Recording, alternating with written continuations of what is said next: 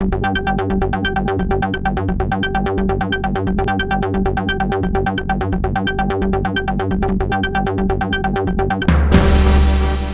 15 मा नारायण हाइमाझीको एकल साँझ हुने, दर्जन बढी गीत प्रस्तुत गर्ने जमर्को। मन्त्री सुदन किराती पृथ्वीशोकमा काठमाडौँको आर्यघाटमा दाह संस्कार गरियो। 1 महिनाको अवरोधपछि संसद बैठक सुरु, सरकारमाथि प्रश्नै प्रश्नको चाङ। र धादिङको गजुरीमा बस दुर्घटना, 8 जनाको घटनास्थलमै मृत्यु। लोकदोहोरी गायक तथा संगीतकार नारायण हाइमाझी एकल साँझमा गुन्जने हुनुभएको छ।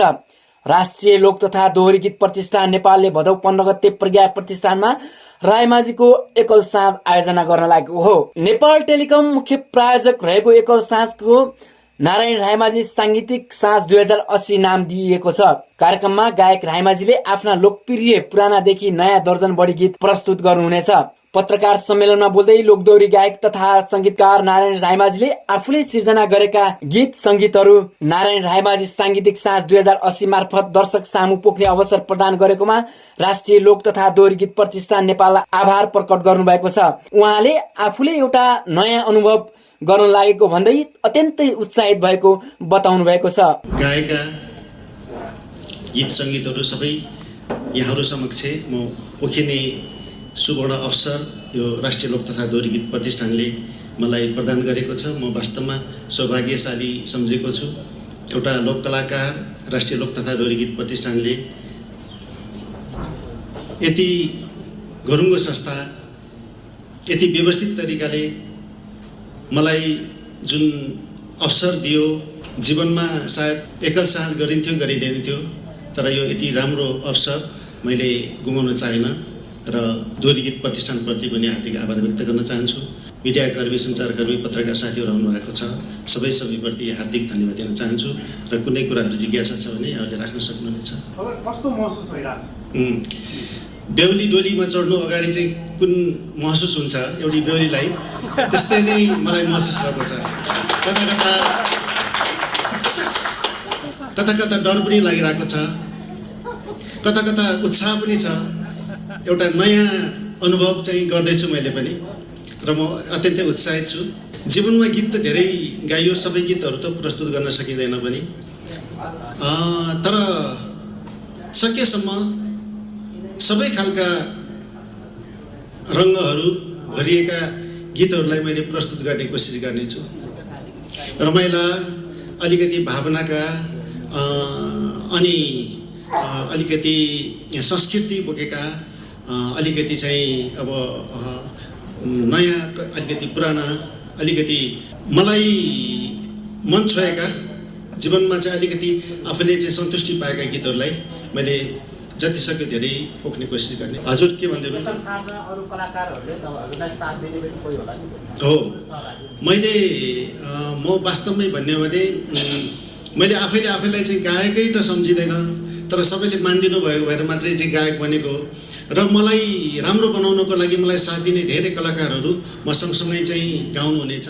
सोमबार काठमाडौँमा एक कार्यक्रम आयोजना गर्दै प्रतिष्ठानले एकल साँझको बारेमा जानकारी दिएको छ। कार्यक्रममा प्रतिष्ठानकी अध्यक्ष रिता थापा मगरले अग्रज कलाकारको सम्मान, लोक कला र संस्कृतिको संरक्षण गर्ने उद्देश्यका साथ यो वर्षबाट एकल साँझ आयोजना थालेको बताउनु भएको छ। उहाँले भन्नुभयो, हामीले अबदेखि हरेक वर्ष एक अग्रज कलाकारको एकल साँझ आयोजना गर्ने उद्देश्य राखेका छौँ। त्यसकारण यो वर्ष नारायण रायमाझी एकल साँझ गर्न लागेका हौँ। उहाँले भन्नुभयो, विविधताले भरिपूर्ण सुन्दर र मनमोहक देश हो।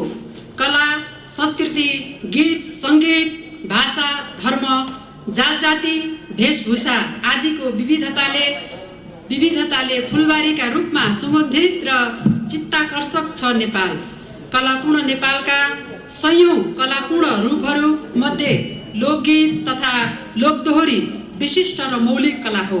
दोहोरी संगीत त संसारभरि कतै नभएको आँसु कवित्वको सम्भवतः संसारकै एकमात्र कला हो।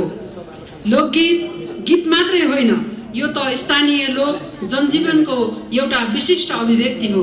सबै किसिमका कलाहरू मानव अनुभूतिका उच्चतम अभिव्यक्तिहरू हुन्, तर गीत संगीत मानिसका खुसी, पीडा र जीवनका बहुआयाम अभिव्यक्त गर्ने मूल माध्यम हुन्। कला मानिसका विचार र भावनाहरू आदान प्रदान गर्ने एउटा सशक्त र प्रभावकारी माध्यम हो। कला संवादको एउटा सशक्त माध्यम पनि हो। संवादको सहयात्री बनेर मानव सभ्यताको विकाससँगै लोकगीत सङ्गीतको विकास र विस्तार हुँदै आएको छ। देश तथा विदेशमा समेत दर्जनौं सम्मानबाट सम्मानित नारायण रायमाझीले रेडियो नेपालमा समेत 2 दशक कलाकार र राष्ट्र सेवकका रूपमा समेत सेवा गर्नुभएको थियो। उहाँ यस क्षेत्रका एक अग्रज मात्र होइन, पथ प्रदर्शक, अभिभावक र अभियन्ता पनि हुनुहुन्छ। उहाँ विश्वभरि रहेका नेपाली तथा नेपाली भाषीहरूमा सुपरिचित हुनुहुन्छ। औपचारिक रूपमा विषम 2042 सालमा कारगिल रेलीमैबाट आफ्नो साङ्गीतिक यात्राको प्रारब्ध गर्नुभई फुलबुट्टे चोलीमा रामदी पुल तरने बित्तिकै रामदी पुल तर्ने गेटमा बेली जाए कालो केसमा रातो रिबन शिरमा रिबन तिनाउ खोलामा पसिनाले पैसा साटेर जो माया पैँचो नदेऊ साइली लाइछौ बेसन नमुची आमा दहीमा टिका हाँसेर बोलिदेऊ माया सान्नानीले झुक्कायो मलाई लगायतका सयौं लोकप्रिय गीतहरू सबैका मनमा छन्। सबै पुस्ताका सबै नेपालीलाई यिनै गीतका धुनहरूमा रम्ने र रमाउने बानी परेको छ। गोर्खापल्टन परदेशी 1 र परदेशी 2 लगायतका नेपाली समाजको मौलिक कथामा तयार गरिएका चलचित्रहरूको निर्देशन समेत गर्नुभएको छ।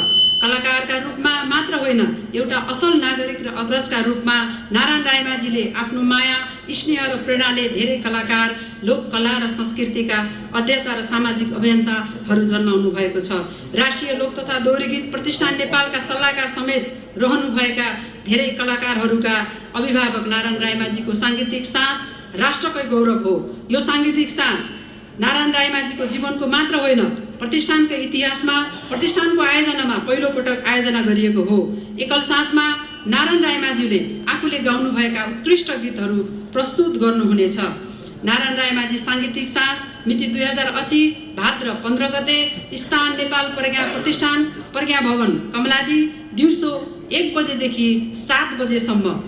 एकल साँझका अवसरमा लोकगीत तथा सङ्गीतका शिखर पुरुष वरिष्ठ लोकगायक, सङ्गीतकार तथा चलचित्र निर्देशक नारायण रायमाझीले आफ्ना गीतहरू प्रत्यक्ष रूपमा प्रस्तुत गर्नुहुनेछ। उहाँले निर्देशन गर्नुभएको परदेशी 2 चलचित्रको 100 दिनदेखि प्रवर्धन शुभारम्भ गरिनेछ। कार्यक्रममा देशैभरका कलाकार कला, गीत, सङ्गीत, संस्कृति क्षेत्रमा रुचि राख्ने तथा लोककला र संस्कृतिको संरक्षण तथा प्रवर्धनमा लाग्नुभएका हजारौं दर्शकको उपस्थिति रहने अपेक्षा समेत छ। कार्यक्रममा गायक तथा संगीतकार रायमाझीले आयोजना हुन लागेको एकल साँझ आफ्नो जीवनकै पहिलो एकल साँझ भएकाले आफ्ना लागि चुनौती र अवसर दुवै रहेको बताउनु भएको छ। 2042 सालमा कारगिल रेलीमैबाट आफ्नो साङ्गीतिक यात्राको सुरु गर्नुभएको रायमाझीका रामदी पुल तर्ने बित्तिकै रामदी पुल तर्ने गेटमा बेली जाई कालो केसमा रातो रिबन शिरमा रिबन तिनाउ खोलामा पसिनाले पैसा साटेर माया पैँचो नदेऊ साइली लाइछौ बेसन नमुछे आमा दहीमा टिका हाँसेर बोलिदेऊ माया सान्नानीले झुक्कायो मलाई लगायतका गीत लोकप्रिय छन्। उहाँले गोर्खापल्टन परदेशी र परदेशी 2 लगायतका फिल्महरू निर्देशन गर्नुभएको छ। संस्कृति, पर्यटन तथा नागरिक उड्डयन मन्त्री सुदन किरातीलाई प्रीतिशोक परेको छ। लामो समयदेखि बिरामी रहेका उनका पिता हर्कबहादुर राईको निधन भएको हो। किरातीका बुवा हर्कबहादुर विगत 14 वर्षदेखि प्यारालाइसिसबाट ग्रसित हुनुहुन्थ्यो। मन्त्री किरातीकी आमाको भने पहिले नै निधन भइसकेको थियो। किरातीका बुवा 76 वर्षीय हर्कबहादुर राईको बुधबार बिहान वीर अस्पतालमा निधन भएको थियो। मन्त्री सुदन किरातीका बुवाको अन्तिम संस्कार काठमाडौँमै गरिएको छ। दिवंगत राईको शवमा प्रधानमन्त्री पुष्पकमल दाहाल प्रचण्डले श्रद्धाञ्जली अर्पण गर्नुभएको छ। पुलचोक स्थित मन्त्री निवास पुगेर प्रधानमन्त्रीले राईको शवमा श्रद्धाञ्जली अर्पण गर्नुभएको हो। प्रधानमन्त्री प्रचण्डले शोक सन्तप्त परिवारजन, आफन्त र शुभेच्छुकमा समवेदना समेत प्रकट गर्नुभएको छ। यस्तै उपप्रधान तथा रक्षा मन्त्री पूर्णबहादुर खड्का, शहरी विकास मन्त्री सीता गुरुङ, सञ्चार तथा सूचना प्रविधि मन्त्री रेखा शर्मा, स्वास्थ्य तथा जनसङ्ख्या मन्त्री मोहन बहादुर बस्नेत, भूमि व्यवस्था सहकारी तथा गरिबी निवारण मन्त्री रञ्जित श्रेष्ठ चौधरी लगायत मन्त्रीले दिवंगत राईप्रति श्रद्धाञ्जली व्यक्त गर्नुभएको थियो। मन्त्री किरातीका बुवा राईको पार्थिव शरीरको अन्तिम संस्कार बुधबार नै पुर्ख्यौली घर भोजपुरको ओख्रे गाउँ लगिने भनिए तापनि खराब मौसमका कारण राजधानीमै दाह संस्कार गरिएको हो। प्रतिनिधि सभाको बैठक सुचारू भएको छ। करिब 1 महिनाको अवरोधपछि बैठक आजबाट सुचारू भएको हो। आज बुधबार राष्ट्रिय मान्यता प्राप्त विभिन्न 7 दलहरू बीच 2 बुँदे सहमति भएसँगै संसदको अवरोध खुलेको हो। 1 क्विन्टल र भेबमा ल्याइएको सुन तस्करी बारे उच्च स्तरीय जाँचबुझ आयोग बनाउने सहमति भएसँगै सदनको अवरोध खुलेको हो। प्रतिनिधि सभाको आजको बैठक सुरुमै उपप्रधान एवं रक्षा मन्त्री पूर्णबहादुर खड्काले सम्बोधन गर्नुभएको छ। सम्माननीय सभामुखजीको अनुमतिले म नेपाल सरकारको तर्फबाट यस सम्मानित सदन समक्ष केही कुराहरू राख्न चाहन्छु। साउन 10 गतेदेखि अवरुद्ध संसद विभिन्न विषयहरू अगाडि सारेर भएको संसदको अवरोध आज खुलेको छ। सम्माननीय प्रधानमन्त्री पुष्पकमल दाहाल प्रचण्डज्यूको पहलमा निरन्तर रूपमा संसदलाई सुचारू गर्नको लागि विभिन्न चरणमा संसदका प्रमुख विपक्षी दलका मान्य नेतासँग, त्यसै गरी नेपाली कांग्रेसका संसदीय दलका नेतासँग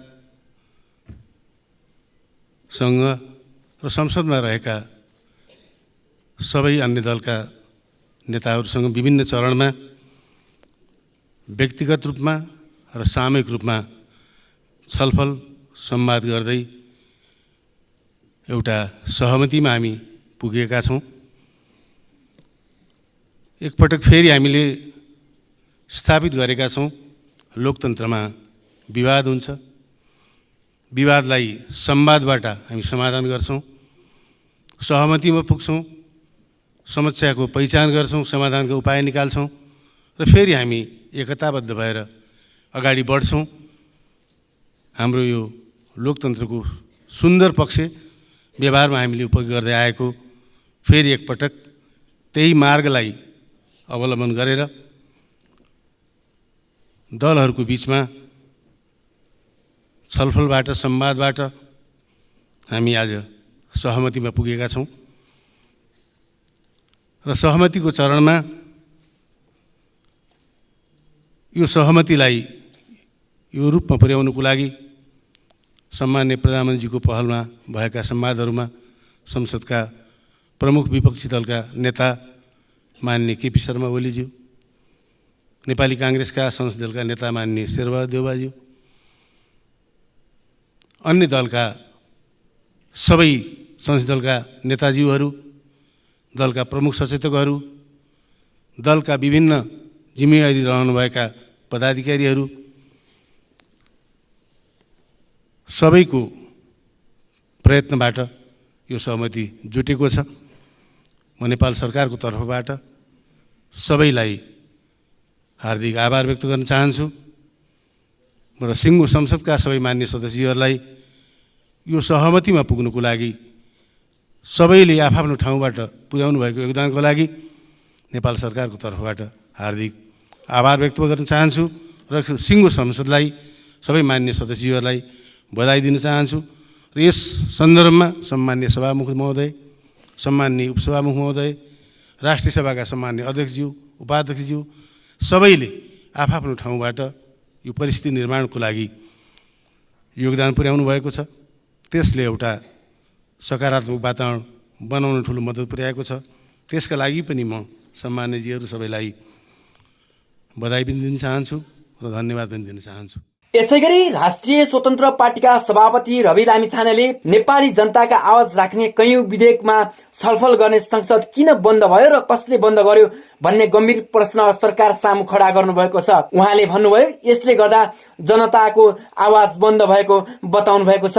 प्रतिनिधि सभाको विशेष समयमा बोल्दै उहाँले बाबु आमाले गोलीसँग नडराएर ज्यानको बाजी लगाएर लडेको युद्ध, आन्दोलन र परिवर्तनका लागि गरेको त्याग तपस्याको बलमा आएका नव युवराजहरू, उहाँका छोराछोरीको कुन हरकत र कुन तहको क्रियाकलाप आएको छ हामीले देख्दै आएका छौं। लामिछानेले भन्नुभयो, नव युवराज भन्नुपर्ने हुन्छ, किनकि यो परिवर्तनमा बुवा पुस्ताले गरेको त्यो त्याग र बलिदानको जगमा छोराछोरी पुस्ताले गरेको यो नाच धेरै देखिएको छ। यो निन्दनीय छ, उहाँले यस्तो भन्नुभयो। सम्माननीय सभामुख महोदय, सबभन्दा पहिला मेरो प्रश्न, यतिका दिनसम्म संसद किन बन्द भयो? यो संसद कसले बन्द गर्यो?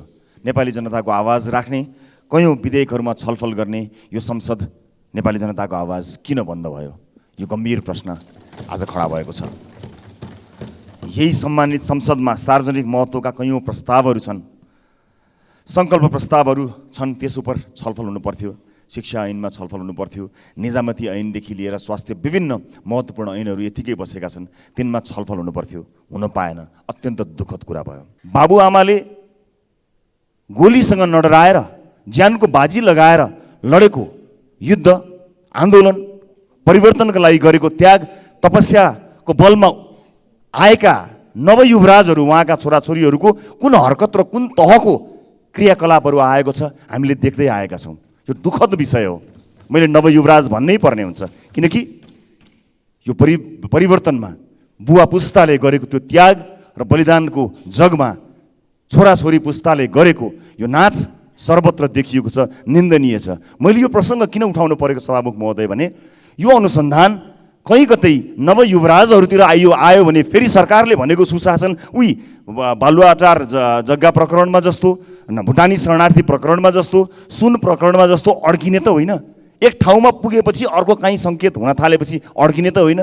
यो शङ्का मैले यहाँ राख्न उपयुक्त ठाने सभामुख महोदय। त्यसैले विश्वास गर्न चाहन्छु, शङ्काको लाभ फेरि पनि दिन चाहन्छु।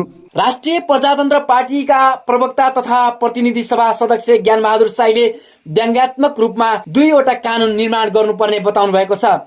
उहाँले यो नभए संसदमा आवाज मात्र होइन, सडकमा आन्दोलन गर्ने सरकारलाई चेतावनी दिनुभएको छ। साईले पूर्व प्रधानमन्त्रीलाई सिआइबीले पक्राउ गरेर हिरासतमा राखेर अनुसन्धान किन नगरेको भन्दै सरकारका गृहमन्त्री नारायण काजी श्रेष्ठलाई प्रश्न गर्नुभएको छ। उहाँले यसरी देशलाई 2वटा कानुनमा पार्न नपाइने बताउनु भएको छ।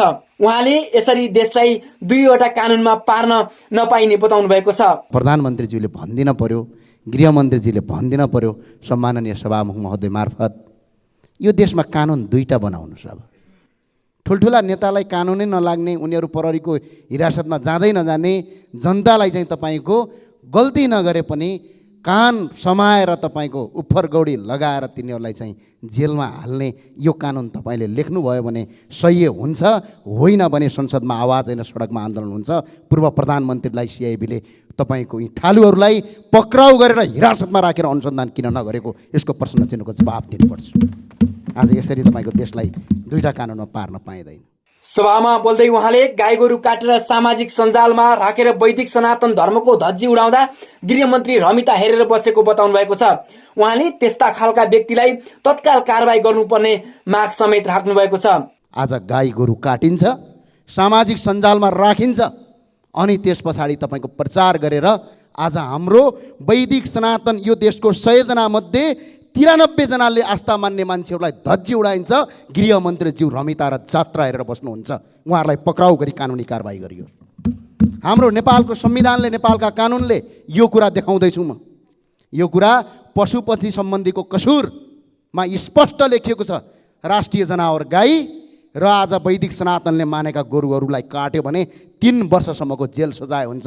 आज ती अपराधीलाई खुलमखुला किन छोडिएको छ? प्रमुख प्रतिपक्षी दल नेकपा एमालेका नेता तथा प्रतिनिधि सभाका सदस्य गोकुल बास्कुटाले संसदको विशेष समयमा बोल्दै सत्ता पक्षले रुखको टुप्पोको हाँगामा बसेर पात हल्लाउने काम नगर्न चुनौती दिनुभएको छ। उहाँले सुनकाण्डको विषयमा बोल्दै सरकारलाई स्टन्टबाजी नगर्न सरकारलाई